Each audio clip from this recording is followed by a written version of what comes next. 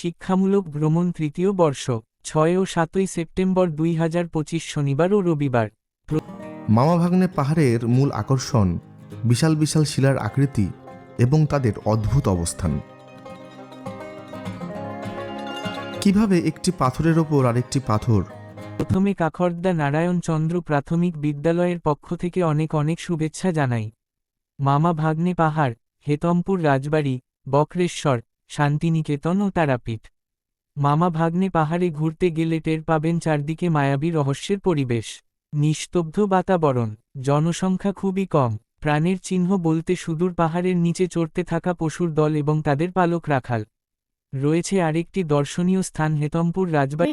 ঘুরতে যাচ্ছেন তারা চাইলে একবার এই রাজবাড়িটি ঘুরে দেখতে পারেন।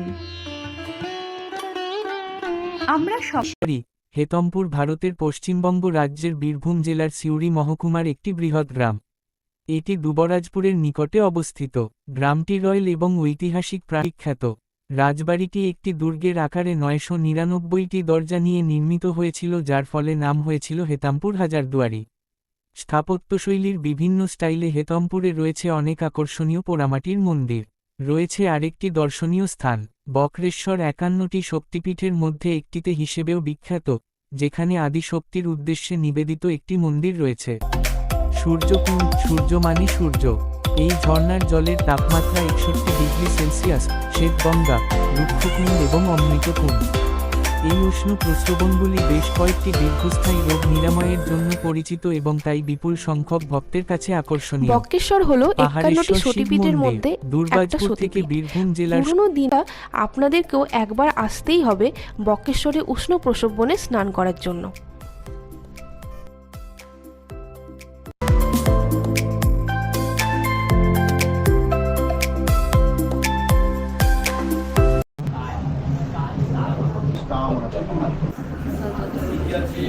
একান্ন পীঠের এক পীঠ কঙ্কালীতলা। এই কঙ্কালীতলায় দেবীর কোমর বা কাখের অংশ পড়েছিল।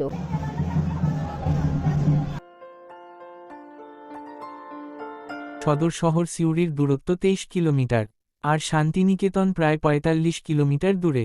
শান্তিনিকেতন হল ভারতের পশ্চিমবঙ্গের বীরভূম জেলার বোলপুর শহরের একটি পাড়া। পাড়াটি মহর্ষি দেবেন্দ্রনাথ ঠাকুর প্রতিষ্ঠা করেছিলেন এবং তার পুত্র রবীন্দ্রনাথ ঠাকুর তাকে আরও বিকশিত করেছিলেন।